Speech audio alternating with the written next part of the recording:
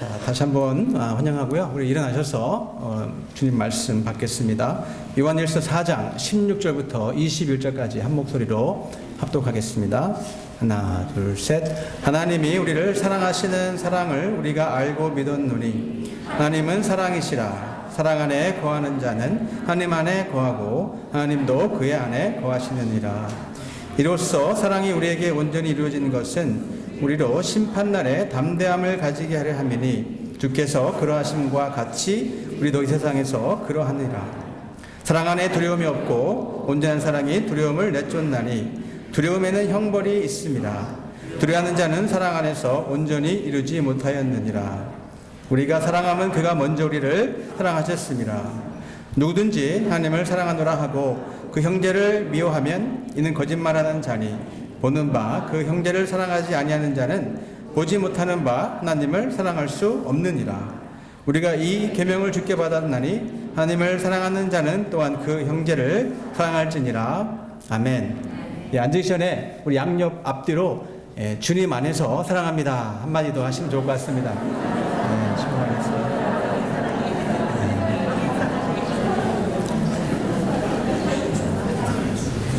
하나님, 정말 그렇습니다. 주님께서 저희들을 먼저 사랑해 주셔서 이 자리까지 나온 줄 압니다. 흠이 많고 실수투성이고 또 주님 보시기에 거룩하지 않은 면도 분명히 있지만 우리 주님께서 저의 모습 이대로 사랑해 주셔서 오늘도 이 자리까지 초청해 주셔서 너무나 감사를 드립니다. 주님께서 불러주셨으니까 이 시간 만나주시고 정말 꼭 격려가 필요한 분들의 격려가 되기 원하고 또 어떤 분들의 위로가 필요한 분들의 위로가 되기 원하고 또 어떤 분들에게 또 주님의 사랑이 꼭 필요한 분들에게 사랑이 넘치기 원하고 또 어떤 분들에게 치유가 필요할 터인데 주님께서 치유하여 주셔서 오늘 예배를 통하여서 다시 한번 주님의 사랑을 깊게 체험하며 또 그 사랑에 힘입어 살아갈 수 있는 우리 모두가 되기를 간절히 기도합니다. 무엇보다도 이 거룩한 예배가 주님이 보시기 합당한 예배가 되기 원하고 주님의 마음을 흡족해 해드릴 수 있는 그런 아름다운 예배가 되기를 간절히 기도합니다.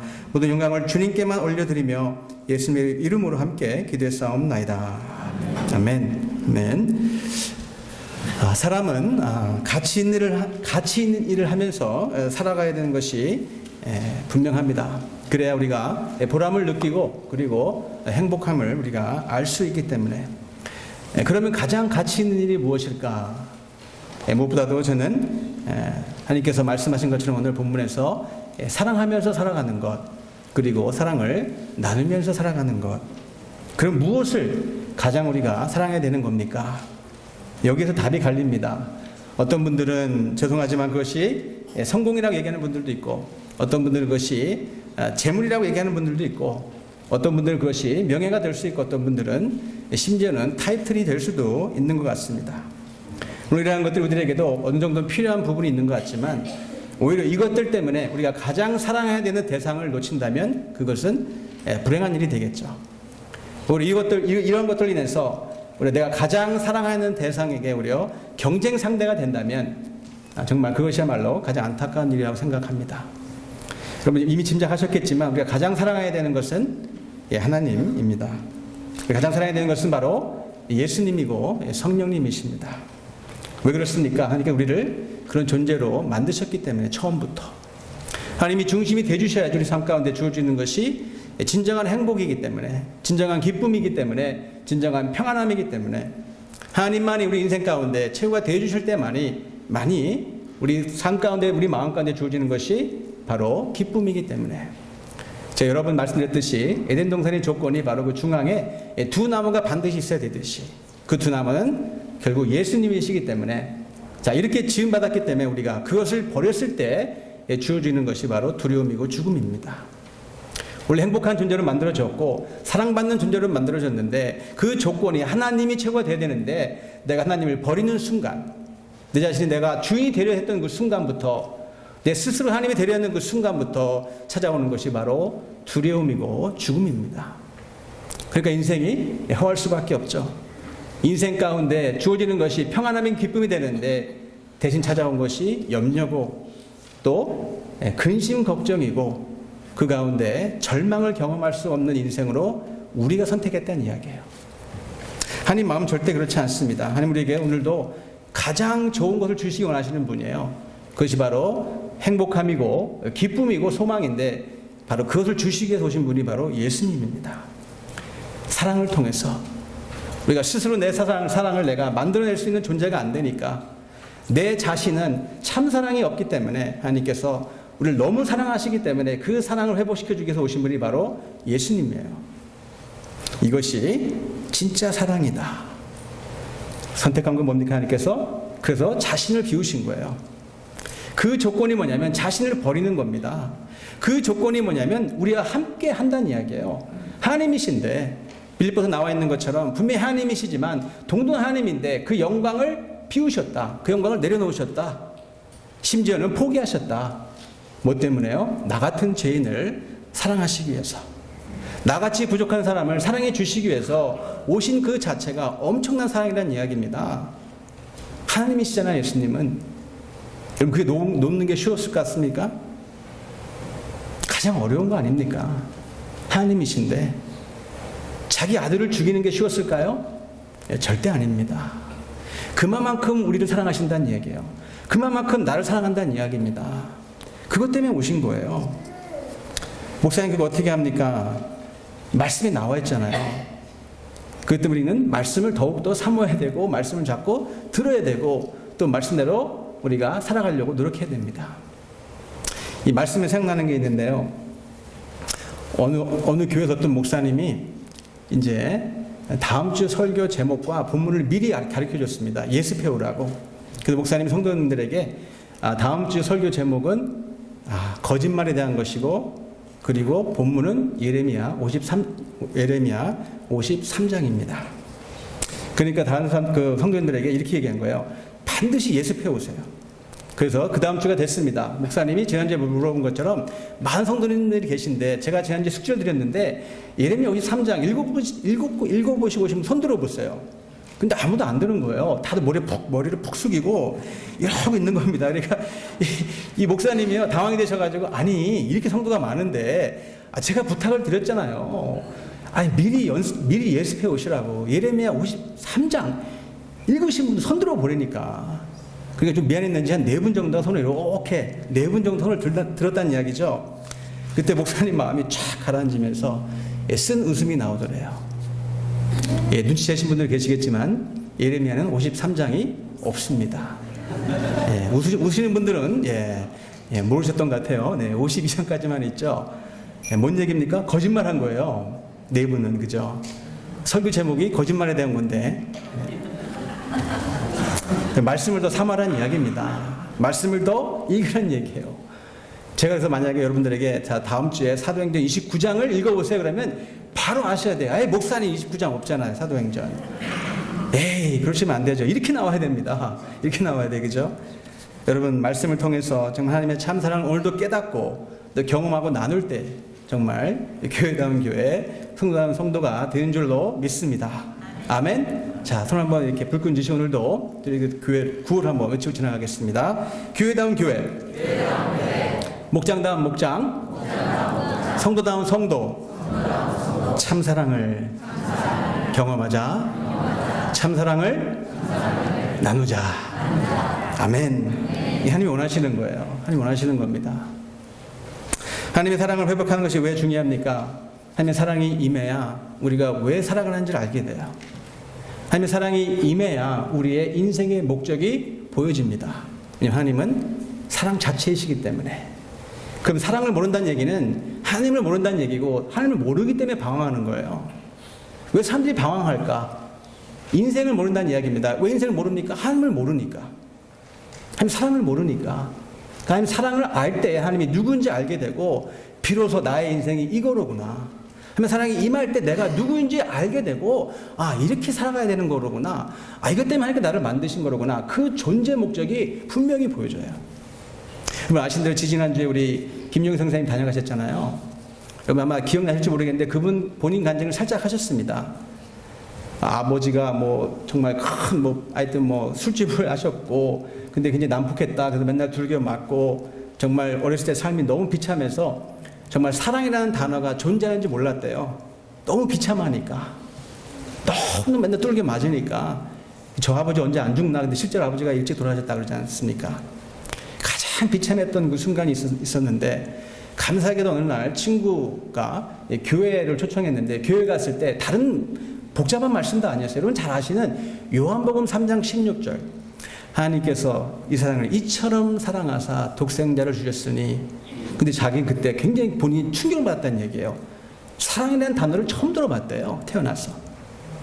그리고 더 놀라운 것은 신이 존재한다면, 이 신이 어떤 신이냐면 자신을 사랑하는 신이래요.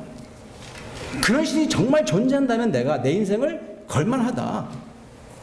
아니, 나를 사랑하는 신이 정말 있다면 나 거기에 모든 걸 걸겠다. 그 혓바닥 뒤집어진 거예요. 그 후부터는 하나님을 누구보다 사랑하는 사람으로 사랑하는 분이 되어버리셨어요. 여러분, 사랑하는 사람을 만나면요, 이렇게 변화가 옵니다. 운명이 바뀌게 돼요. 오늘도 예 없이 모든 분들이, 이 자리에 계신 모든 분들이 이러한 주님의 사랑을 만나셔서 여러분들도 동일한 은혜 가운데 기쁨 가운데 살아가시기를 다시 한번 주님의 이름으로 축원을 드립니다. 하나님, 우리 사랑하신다는 것을 우리가 알아야 되고, 그것이 왜 중요합니까? 그것이 우리의 믿음의 실체이기 때문에. 오늘 16절 보시면, 하나님 우리를 사랑하시는 사랑을 우리가 알고 믿었노니, 하나님은 사랑이시라. 여러분 보시기 바랍니다. 우리가 알고 믿었다. 여러분 뭔 얘기입니까? 우리 믿음의 실체는 결국 사랑이라는 이야기입니다. 이 사랑을 모르면 믿음이 없다는 얘기예요. 하나님 사랑을 알아야지 믿음이 있다는 얘기입니다. 믿음이 생긴다는 얘기예요. 여러분 중요한 얘기입니다. 제가 이제 종종 성도님들이 물어봐요. 목사님, 왜 저는 믿음이 자라지 않습니까? 목사님, 왜 저는 신앙생활 오래 하는데 왜 믿음의 변화가 없습니까? 여러분 답은 이미 나와 있습니다. 죄송합니다. 하나님의 사랑을 인격적으로 만나지 못했기 때문에. 하나님의 사랑을 내가 인격적으로 만났다면 오늘 말씀대로 알고 믿는다 그랬어요. 그러니까 우리의 믿음은 하나님께서 허락하신 사랑에 대한 반응입니다. 믿음은 하나님께 이미 저를 먼저 사랑해 주셨잖아요. 그 사랑이 진짜이기 때문에 내 거기에 대한 반응이 바로 믿음이라는 얘기예요. 그렇다면 믿음이 없는 이유는 미안하지만 하나님의 사랑을 모른다는 얘기입니다. 그러니까 믿음과 사랑은 뗄 수 없는 관계예요. 우리 믿음의 근본 원인, 믿음의 실체, 바로 사랑이라는 얘기입니다. 얼마나 사랑이 중요한 겁니까? 우리 믿음을 주는 믿음의 소스가 되는 건데.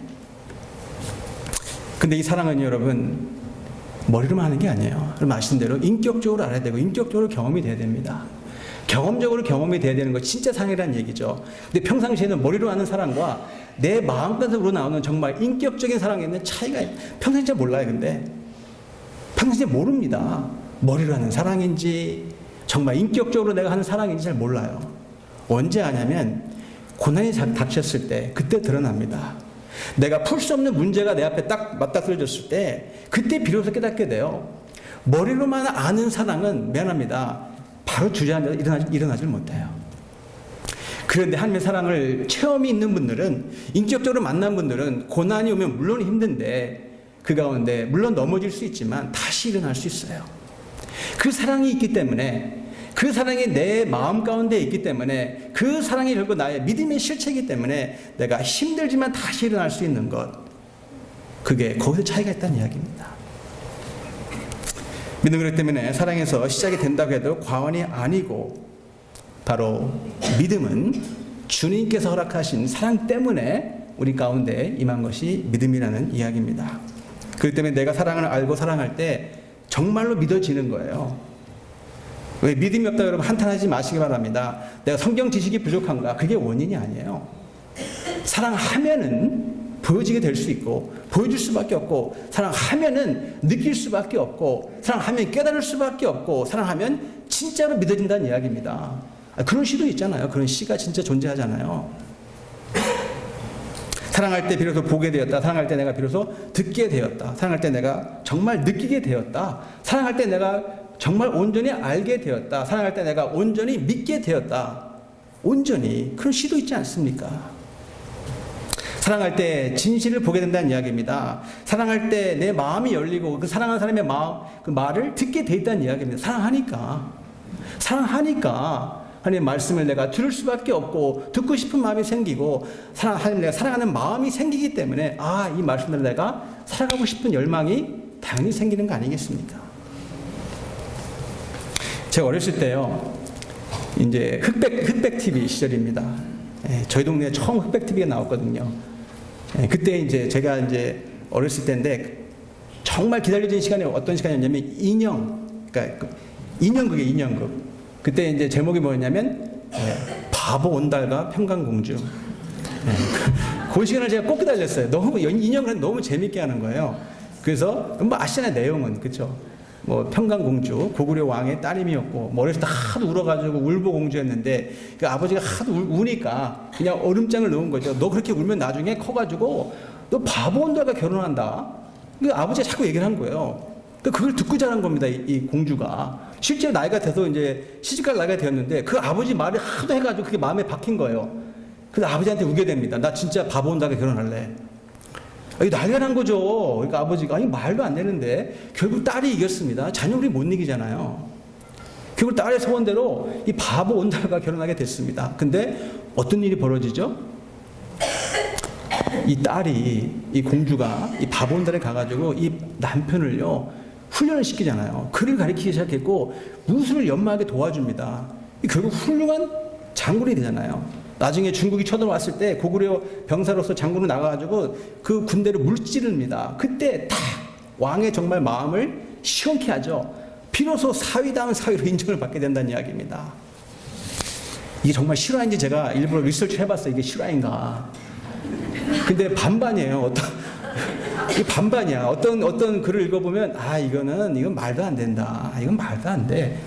근데 또 어떤 걸 또 리서치 해보니까 진짜 그런 증거도 있었대요. 바보 온달이라는 사람이 진짜 있었고 진짜 전쟁에 나가가지고 승리한 분이 이분이래요, 진짜로. 근데 여러분들 상상에 맡기겠습니다. 중요한 것은 바보 온달도 받겠다는 얘기예요. 아내 때문에. 아니 바보가 바뀔 정도면 그것도 사랑하는 아내 때문에. 하나님의 관계는 더더욱 그런 거 아니겠습니까? 정말 사랑하는 사람이 내 옆에 있기 때문에 내가 그분을 사랑하기 때문에 그 아내를 사랑하기 때문에 내 남편을 사랑하기 때문에 그 말에 따라 내가 수긍할 수 있듯이 내 그 말씀대로 내가 살아보려 노력할 수 있듯이 하나님의 관계는 더더욱 그럴 수밖에 없다는 이야기죠. 여러분 이런 하나님을 정말 사랑하십니까? 왜 아멘이 없으세요? 하나님 사랑하십니까? 아멘입니다. 아멘입니다. 자, 그럼 하나님 사랑하는 우리가 어떻게 알 수 있는 것인가? 하나님의 참사랑이 내 마음까지 온지 어떻게 압니까? 여러분 진짜 아는 방법이 있을까요? 오늘 두 가지가 나옵니다. 네, 맞습니다. 알 수 있는데 첫 번째로 보니까 어떻게 아냐면 우리 삶 가운데 있었던 두려움이 사라져버려요. 두려움을 극복할 수 있는 이상한 힘이 생깁니다. 이게 설명이 안 되는 부분이에요, 사실은. 18절 보시면 사랑 안에 두려움이 없고 온전한 사랑이 두려움을 내쫓나니 두려움에는 형벌이 있습니다. 두려워하는 자는 사랑 안에서 온전히 이루지 못하였느니라. 사랑 안에 두려움이 없고 온전한 사랑이 두려움을 내쫓는다고 말씀하셨어요. 저는 이 구절 잘 아는 구절인데 이 구절을 읽을 때마다 생각나는 예화가 있어요. 어떤 목사님이 어떤 청년 부부가 이제 결혼하게 됐는데 너무 기뻐가지고 텍스트로 이제 축하 메시지를 보낸 겁니다. 그러니까 이게 오늘 본문 요한일서 4장 18절을 텍스트를 쳐야 되는데 실수로 요한복음 4장 18절을 텍스트한 거예요. 요한일서 4장 18절 대신에 요한복음 4장 18절. 여러분 내용 아시죠? 내게는 남편이 5명이 있는데 지금 살고 있는 남편은 네 남편이 아니다. 이거 완전히 다른 내용이에요. 그러니까 지금 사랑 얘기를 해주려고 했는데 완전히 타입을 잘못 치는 바람에 엉뚱한 그러니까 요한일서 요한복음 쉽게 혼동할 수 있잖아요. 사랑하는 성도 여러분 두려운 것이 있습니까? 여러분 왜 두렵습니까? 많은 경우는 고난이 올까봐 두려워요. 내가 가진 것을 잃어버릴까봐. 특히 부모님들은 자녀들이 잘못될까봐. 특히 이 지역에서는 정말 살기 힘들지 않습니까? 먹고 살지 못할까봐 갖는 두려움도 있어요. 그건 당연한 두려움입니다. 그런데 우리가 한 껍질만 더 벗겨보면 하나만 조금 더 들어가 보면 정말 가장 두려운 이유는 뭘까? 가장 근본적인 이유는 뭘까? 그 유명한 정신과 의사인 칼 매닝거 박사는요 이렇게 말씀했어요. 왜 우리가 정말 두려워하는 것인가? 물론 많은 이유가 있을 수 있는데 가장 두려움의 가장 큰 이유는 우리가 너무 내 자신에 몰두해 있기 때문에 내가 잘못되면 어떻게 되는 건가? 내가 실수하면 어떻게 되는 건가? 내게 병이 생기면 어떻게 되는 건가? 내 건강을 잃어버리면 어떻게 되는 건가? 내 자녀에게 잘못된 일이 생기면 어떻게 되는 건가? 내가 죽으면 어떡하지? 어떻게 보면 지극히 당연한 얘기 같은데 결국은 자세히 보면요, 결국은 다 납니다. 내가 중심이, 그러니까 내 자신이 너무 몰두가 돼 있으니까 찾아오는 것이 두려움이다. 원래 그게 아닌데 하나님이 중심이 돼 주셔야지, 주님이 책임져 주시고 내 인생을 끌고 가는데 어느 순간부터 내가 내 중심이 돼 버렸으니까 이제 내가 책임져야 되는 거야, 인생이. 아니, 하나님이 해주시면 당연히 쉬운 것이고 훨씬 더 좋은 것인데 어느 순간부터 내 욕심 때문에 내 자아가 중심이 돼버린 순간, 하나님이 주인이 되주셔야 되는데 내가 주인이 될 순간부터 찾아오는 것이 두려움이라는 이야기입니다. 그것처럼 두려운 게 없어요. 그 때문에 두려움의 근본적인 이유는 영적인 문제입니다. 영적인 문제예요. 마음을 짓누르지 않습니까? 그러니까 공허한 것이고, 그러니까 힘든 거예요. 그러니까 근심과 걱정 가운데서 벗어나지 못한다는 이야기입니다. 눌리니까. 여러분, 왜 우울증이 생깁니까? 가장 심각한 것 중에 하나가 우울증이잖아요. 알고도 못 빠져나옵니다. 우울증 환자들을 대해보면요, 본인들이 우울증 겪고 있는 거 알아요. 근데 알고 있는데 못 나옵니다. 그만큼 무서운 거예요. 왜냐하면 내 스스로가 내 중앙에 앉아있기 때문에 삶 가운데 내가 떡하니 앉아있으니까 나올 방법이 없는 겁니다. 하나님 중앙에 계셔야 되는데, 중심이 계셔 주셔야 되는데, 내가 나의 욕심 때문에 어떤 이유든지 간에 내가 이거를 딱 움켜쥐고 나니까, 내 자아가 최고니까 내가 인생의 주인인 것처럼 살아가기 때문에 그것 헤어나올 방법이 없어요. 두려움 가운데. 결국은 이 두려움의 이유는 죽음 때문에, 그리고 지난주에 말씀드렸듯이 심판 때문에 두려운 겁니다. 그 영적인 이유예요, 사실은. 보여지는 것 때문에 두려운 것이 아니라 진짜 보이지 아니하는 것, 앞으로 다가올 죽음과 앞으로 기다리고 있는 심판 때문에 정말 두려운 겁니다. 요한계시록 우리 지금 끝났잖아요. 두려운 마음 안 드십니까? 아니, 인간 관계에서도 내가 어떤 실수를 했을 때, 잘못했을 때 만약에 인간 판사 앞에 선다면 그것도 두려운 거예요. 내가 잘못한 게 있기 때문에. 그런데 하나님 앞에 선다고 생각해 보세요. 설령 내가 하루에 3번만 죄를 진다 해도, 제가 오늘 아침에 계산기를 뚫겨 봤어요. 3번씩 해서 만약에 내가 70평생 산다 그러면 76,006 이렇게 나와요. 7만 번 이상으로 내가 범죄한다는 이야기입니다. 하루에 3번만 죄를 지어도, 3번 이상 죄를 짓잖아요. 저만 짓나요? 아니, 마음으로도 죄를 짓잖아요. 어느 순간 내가 누굴 미워하는 것도 죄라고 말씀하셨다, 하나님께서. 그럼 3번 이상 죄를 짓는다니까. 설령 3번만 죄를 져도 여러분 7만 번 이상 내가 죄를 짓는 거예요, 하나님 앞에. 그럼 한두 번 잘못해도 내가 누구 앞에 서는 게 부끄러운데, 판사 앞에 내가 나의 모습을 숨기고 싶은데, 만약 거룩하시고 정말 거룩하신 하나님 앞에 내가 그 앞에 서 있다면 여러분 얼마나 두렵겠어요. 심히 두려울 것 같아요, 제가 보기에는. 제가 가끔 운전하다가요, 이 경찰차가 앞에 와가지고 이게 딱 서요. 그럼 갑자기 제가요, 경찰차가 옆에 딱 쓰면은 막 가슴이 쿵쿵거리고요, 막 손이 부르르 떨려 이러고. 그럼 저희 집사람이 놀려요. 뭐라 놀리냐면, 아니, 옛날에 얼마나 죄를 많이 지었으면. 그러니까 지금 그래도 목사니까. 근데 옛날에 얼마나 자기 죄를 졌으면, 아무 잘못도 안 했는데 왜 떨어? 내가 떨었나? 떨려요, 진짜로. 옆에 와 있으면 막 부르르 떨려, 손이 막 식은땀이 나, 뒤에서. 그 정도인데, 하나님 앞에 내가 서 있다.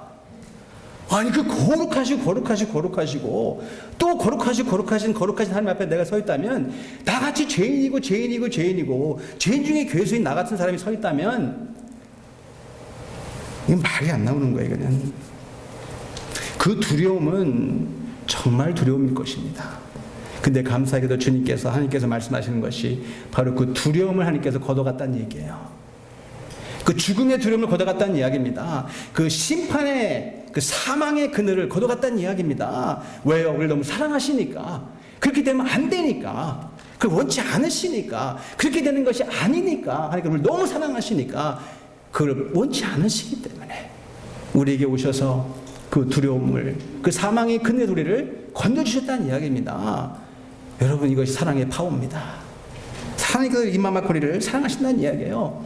그러니까 믿는 자들에게는 요한계시록에 나오는 그 무시무시한 심판의 날이 우리들에게는 축제의 날입니다. 그렇지만 아쉽게도 죄송하게도 이러한 예수의 사랑을 내가 거부한다면 심판날에 반드시 그날이 올 텐데 그날은 가장 두려운 날이 될 거예요. 진정한 사랑이 임한 증거는 그렇기 때문에 여러분 두려움이 사라진다는 이야기입니다. 그러니까 사랑과 두려움은 동시에 공존할 수가 없어요. 둘 중에 하나입니다. 어느 두 분이 호스피스에 일하시는 두 분이요. 책을 쓴 적이 있습니다. 인생 수업이라는 책이 나중에 기회가 되시면 한번 읽어보시기 바랍니다. 그러니까 이 호스피스에 일하시는 분들은요, 매일 죽음을 경험하잖아요. 환자들이 한두 명 경험한 게 아니니까, 수천, 수만 명을 경험하니까, 결론이 나온 거예요. 그러니까. 많은 감정들이 있는데, 가만 보니까 인간들이 가지고 있는 가장 근본적인 감정은 두 가지래요. 하나는 사랑이고 하나는 두려움이더라. 그러니까 사랑의 반대는 미움이 아니라 두려운 것이 맞아요. 그러니까 무슨 다른 감정들이 여러 가지가 있지만 그 뿌리를 파고 내려가다 보니까 딱 두 가지 있다는 말이 맞아요. 사랑이든지 아니면 두려움이라는 이야기입니다. 내 삶이 사랑으로 만약에 지배가 된다면 우리 삶 가운데는 두려움이 없어야 된다는 이야기예요. 그 말을 뒤집어 본다면 내 삶 가운데 만약에 두려운 것이 있다, 아직도 여전히 정말 두렵다, 그것이 무엇이든지 간에 그러면 충분한 사랑이 없다는 이야기예요. 사람은 원래 여러분 사랑만이 지배하게 돼 있었는데 내가 하나님의 그 사랑을 탁 찾기 때문에 아담에게 임한 그 두려움이 찾아왔듯이 우리 인생 가운데도 분명히 사랑으로 넘쳐야 되는데 용서가 흘러 넘쳐야 되는데 그걸 내가 거절했기 때문에 내 마음 가운데 두려움이 있는 거 아니겠습니까? 여러분 이렇게 말씀드려도 어떤 분들은 여전히 믿지 않는 분들이 있어요. 목사님 그래도 죽어봐야 알죠. 어떻게 그 사랑을 확신할 수 있겠습니까? 죽어봐야 알지. 여러분 그 이단들의 특징이에요. 하나님의 사랑에 대한 확신이 없어요. 확신이. 왜냐하면 신은 두려운 존재이기 때문에. 그러니까 무슬람들 가만 보세요. 죽는 순간까지 두려운 거예요. 문제 해결이 안 된 거예요. 그러니까 하나님의 사랑을 경험하지 못했기 때문에, 알라는 무서운 신이기 때문에, 사랑하지 않는 신을 생각하기 때문에 죽는 순간까지 불안한 겁니다. 여러분 그것처럼 괴로운 게 어디 있어요? 그러니까 죽어봐야 안다. 그건 틀린 말입니다. 제가 경험해 보니까 예수님을 알기 전에는 정말 두려웠어요. 죽음의 그늘에 있었으니까, 사망의 그늘에 있었으니까, 허무했으니까, 아무리 가져본들 허무를 해결할 길이 없었는데, 아무리 좋아보는 것들 가져본들 그 마음 가운데 기쁨이 없었는데 예수님 인격적으로 만나니까 정말 두려움이 없어지더라고요. 확신이 생기는 겁니다. 그러니까 이 확신은 여러분 그렇기 때문에 이론이 아니에요. 그냥 머리로만 알고 있는 게 아닙니다. 이 확신이 왜 주어졌는가? 처음에 나를 알게 하신 하나님의 사랑뿐만 아니라 그 사랑을 실천해 가기 때문에, 실천을 하면 할수록 맞다. 주님 허락하신 사랑이 이거네. 나중에 죽어봐야 되는 것이 아니고 내가 지금 이 순간 내 마음 가운데 예수님이 계시기 때문에 주님이 주시는 확신이 있다는 이야기입니다. 내가 너 사랑하잖아. 그럴 때 이 세상에서 제일 두려움이 없는 분이 누굽니까?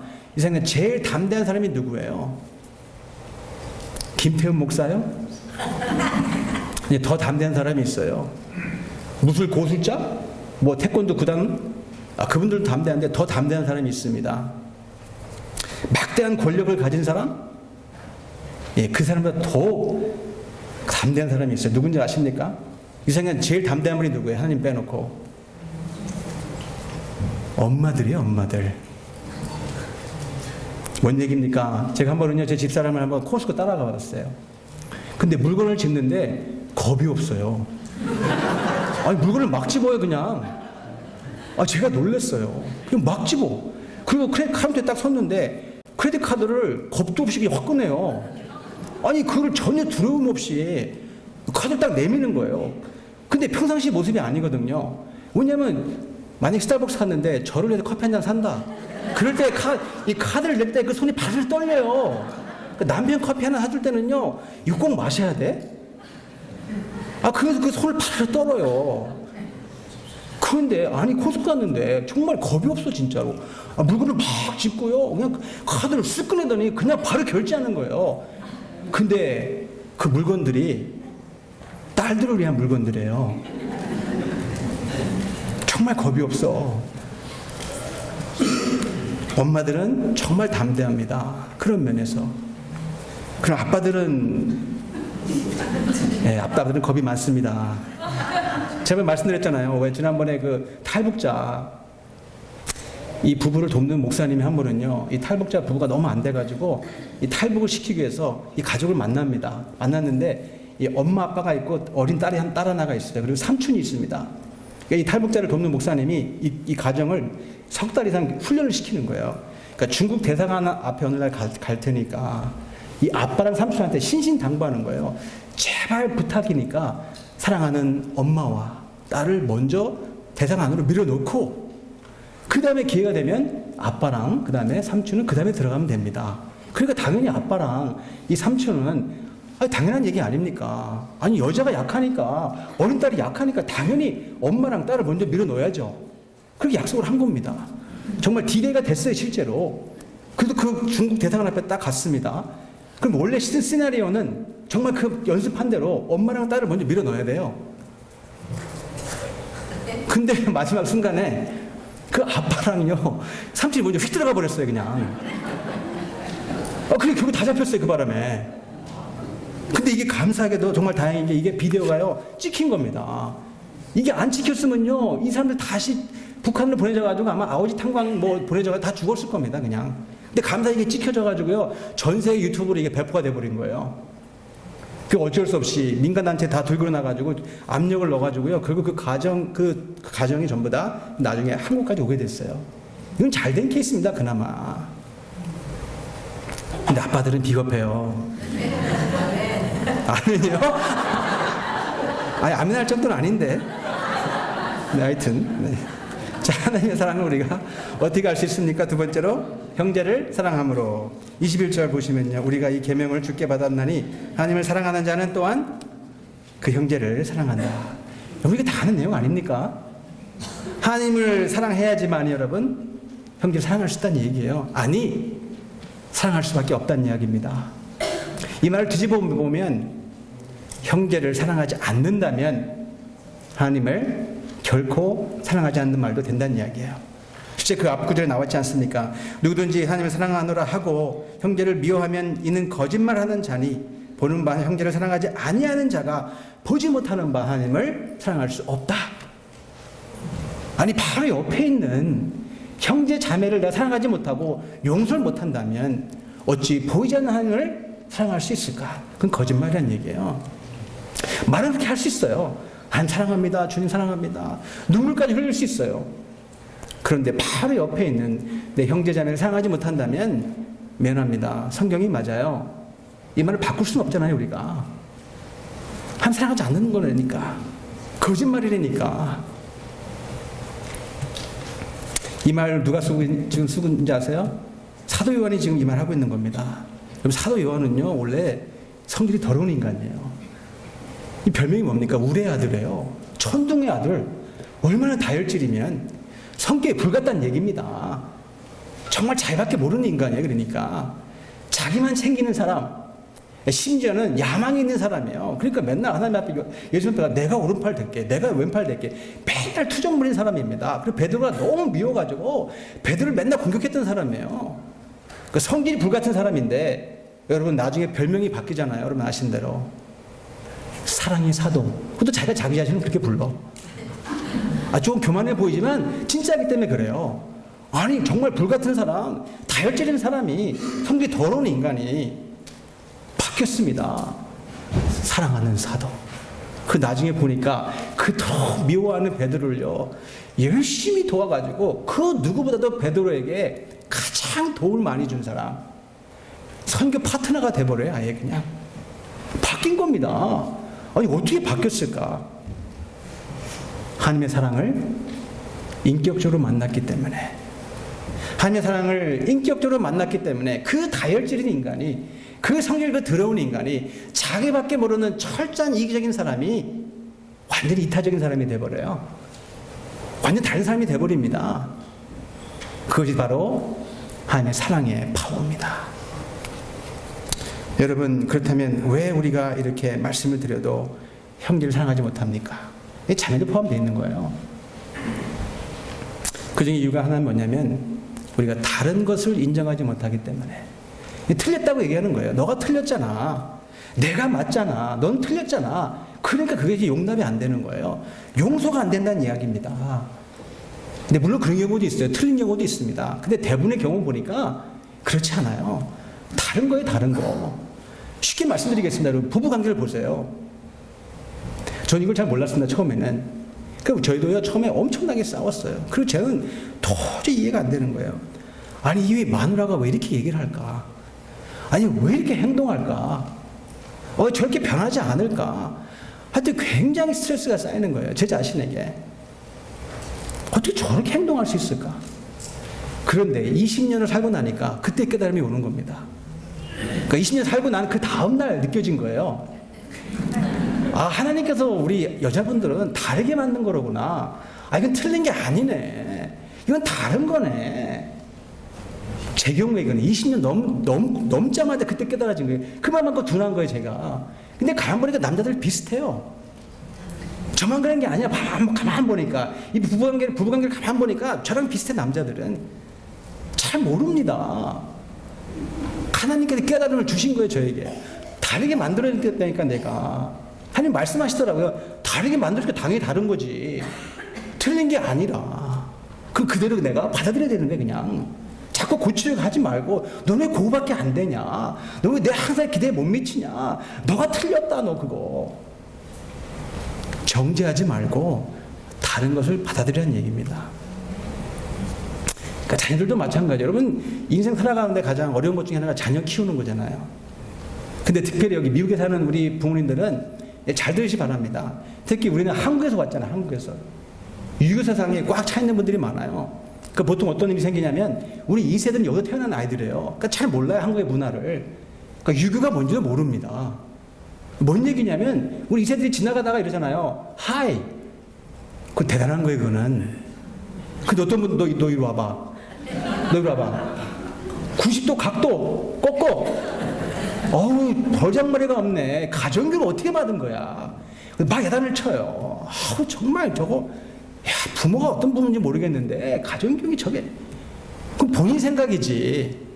그럼 본인의 문화지. 아, 여기서 태어난 아이들은요, 그 문화가 아니에요. 하이.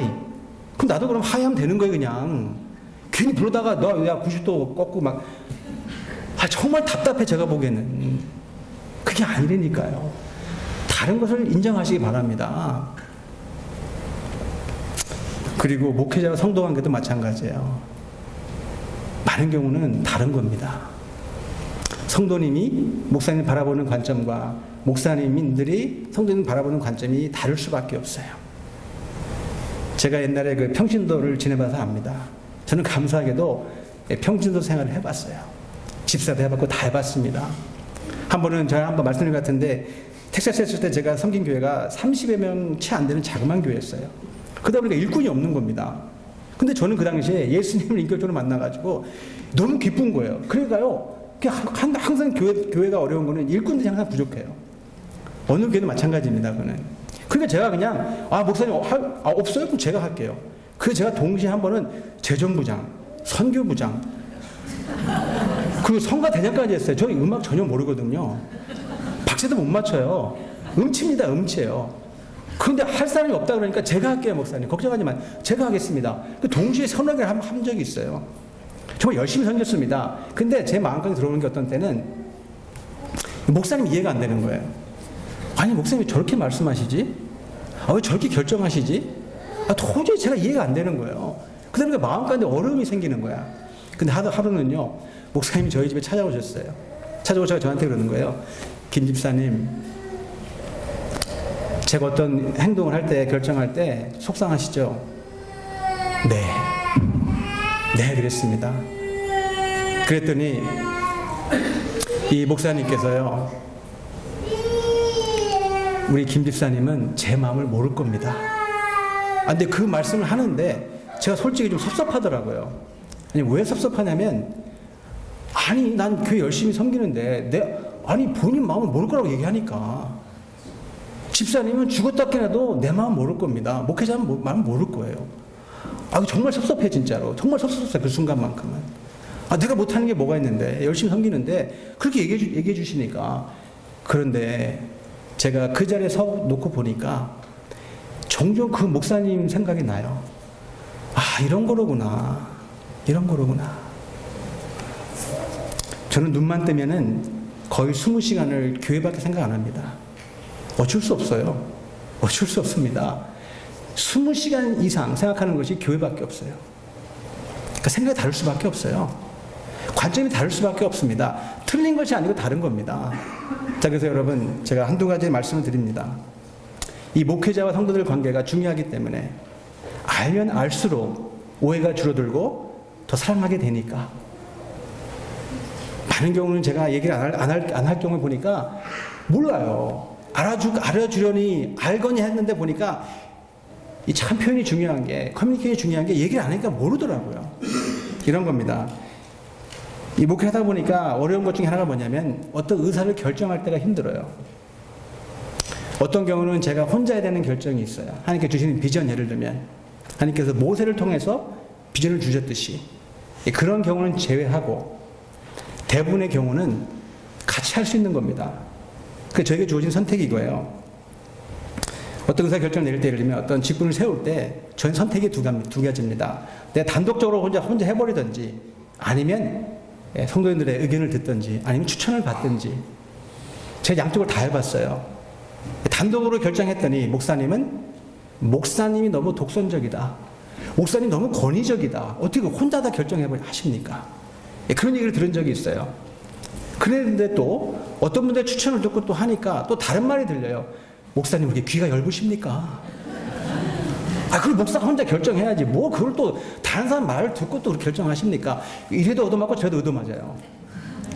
어쨌든 이래도 힘들고 저래도 힘들어요. 그런데 가만 보니까 그래도 그나마 괜찮은 것이 바로 추천을 받는 거예요.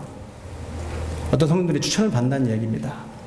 어떤 분들이 이렇게 얘기를 합니다. 목사님, 그분 좋은 분이에요, 목사님. 그분 훌륭한 분입니다. 그분 성실한 분입니다. 근데 그분이 그 얘기하기 전에 저는 알고 있어요, 이미. 그러니까 이번에 예를 들면 초원직을 세울 때요. 저는 아무 말도 안 했습니다. 일부러 기다린 거예요. 근데 가만 보니까 여러분이 저한테 와가지고 10명이 똑같이 얘기해요. 우리 김기영 집사님 네 분이 초원직의 깜입니다. 저 속으로 알고 있었어요, 이미. 그러십니까? 예, 알겠습니다. 그렇게 하겠습니다.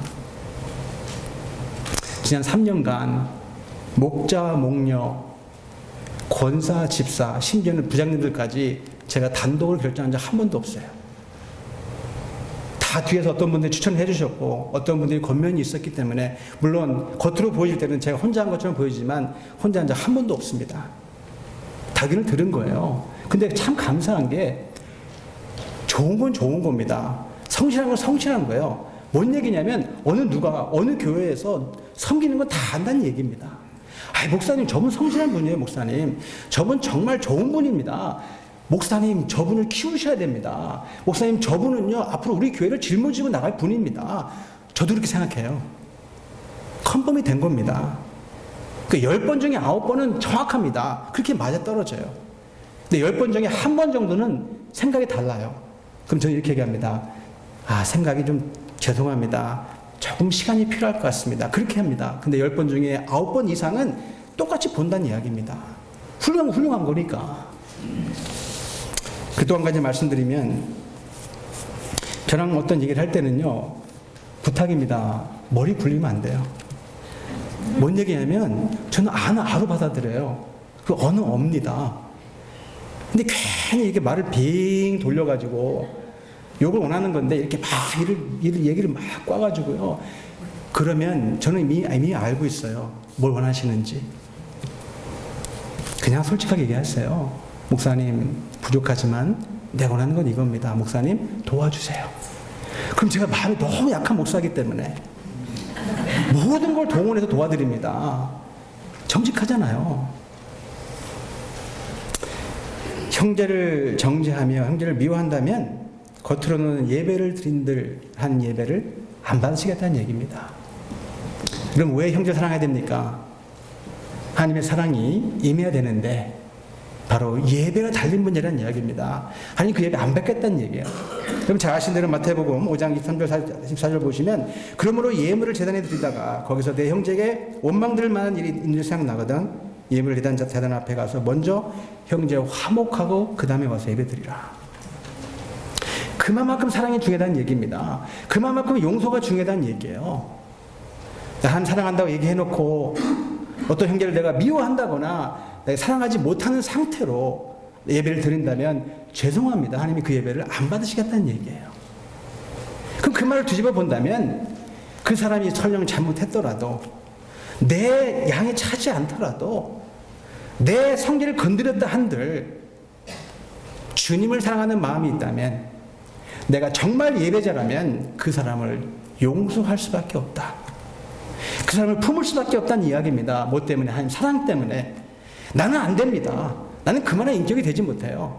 너를 품을 만한 어떤 실력도 되지 않지만 하나님 사랑이 내 안에 있기 때문에 그 사랑 때문에 내가 사랑할 수밖에 없다는 이야기입니다. 오늘 주님의 말씀이잖아요. 그러면 어떻게 됩니까, 여러분? 오늘 주님께서 말씀하셨잖아요. 제발 조건을 달지 말고 먼저 사랑해라. 그러니까 형편이 풀리면 사랑하지 말고 저 사람이 내 마음에 들 때 사랑하지 말고 저 사람이 내가 원하는 거 해줄 때까지 그 상태가 일어나지 않으면 사랑 못하겠다 그게 아니고 내 성질에 맞아서 그때서 사랑할 만하니까 사랑하지 말고 무조건 먼저 사랑해라. 어떤 상태에 상관없이 무조건 사랑해라. 먼저 사랑해라. 하나님이 먼저 어떻게 사랑하셨기 때문에. 여러분 이거 몰라서 못합니까? 새로운 게 없잖아요. 그렇죠? 뭐 다 아는 내용인데 뭐. 근데 왜 못합니까? 왜 못하는지 아세요 여러분? 내 감정 때문에 그런 거예요. 내 감정이 허락하지 않으니까. 저 인간이 내 마음을 상처를 줬으니까. 저 인간 때문에 내가 피해를 봤으니까 내 감정이 허락하지 않는 겁니다. 하나님 뭐라 그래요? 그러니까 뜻이 더해지잖아요 거기. 노력하라는 얘기예요. 그러니까 하나님 사랑할 때 뭐라고 말씀하십니까? 마음과 뜻과 목숨을 다해서 거기 마음도 들어가 있지만 뜻도 들어가 있잖아요. 근데 의지잖아요. 의지. 내가 마음을 사랑하는 것이 맞는데 그것이 안 되니까 어떤 때는 의지적으로 사랑하라니 의지적으로. 내 감정이 안 되더라도 의지적으로 사랑해라. 그러니까 노력해야 된다는 얘기입니다. 물론 사랑은 자연적으로 되면 너무 좋죠. 근데 그렇지 않은 경우가 훨씬 많다는 얘기입니다. 마음에 우러나지 않는데 어떡하나. 그러니까 뜻으로 하려니까 의지적으로 해버리니까 어려운 거 알아요. 하나님께서도 어려운 거 알아요. 우리 감정적인 동물이기 때문에 정말 힘들어 사랑하는 게. 그럼에도 불구하고 하나님께서 말씀하잖아요. 마음과 뜻과 목숨을 다해서 하나님께서 우리를 그렇게 사랑해 주셨으니까. 하나님 마음 같으면 우리 사랑 못하죠. 죄인인데 어떻게 사랑합니까? 아니 죄가 없인 하나님이 어떻게 죄인을 사랑합니까?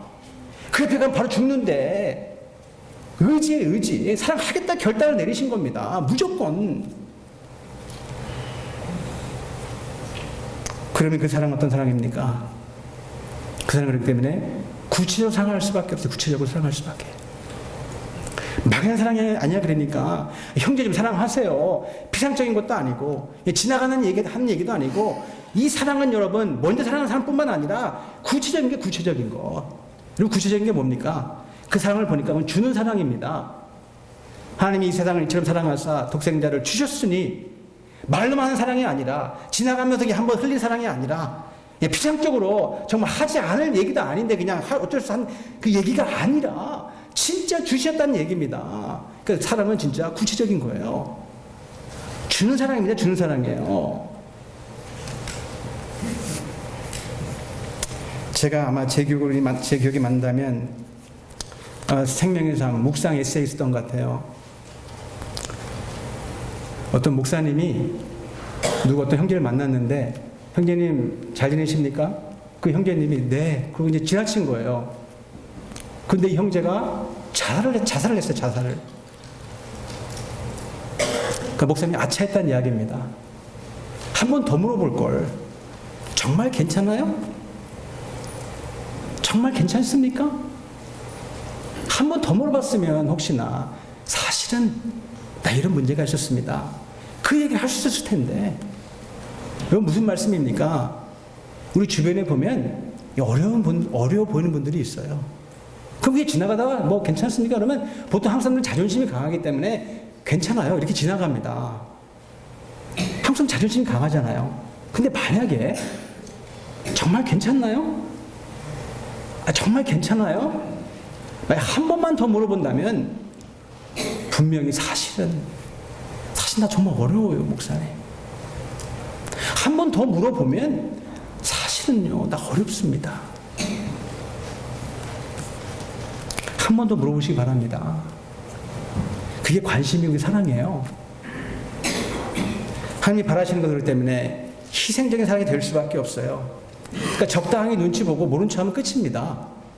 내가 안 도와주면 끝이에요, 그냥. 적당히 핑계대고 그냥 내일이 아니니까 어차피.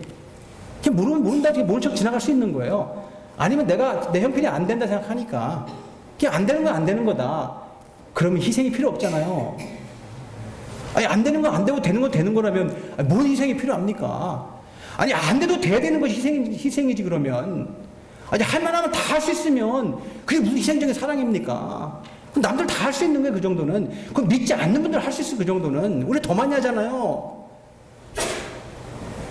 안 돼도 되게 하게끔 만드는 것이. 무시할 수 있는데 어차피 내 문제가 아니니까. 그럼에도 불구하고 관심을 가지고 정말 괜찮습니까? 그게 진짜 사랑이라는 얘기예요. 여러분, 희생하는 게 얼마나 어렵지 않습니까? 그러니까 가장 힘든 게 사랑이에요, 그러니까. 그런데 해야 돼요. 이건 선택이 아닙니다. 하나님 그렇게 명령하시는 거 이렇게 하라고.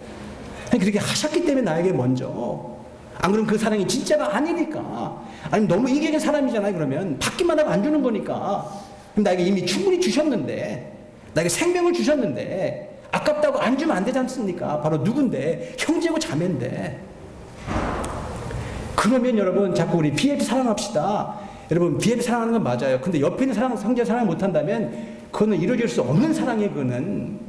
아니, 어떻게 생각 모르는 BFP를 사랑합니까? 아니, 바로 옆에 있는 형제도 용서 못하면서, 아니, 바로 옆에 있는 자매도 용서 못하면서, 누굴 사랑하고 누굴 용서할 수 있습니까? 그게 말뿐이야, 그냥. 그냥 구 하나 걸어놓고, 우리 BFP 전도합시다. 우리 BFP 사랑합시다. 안 되잖아요.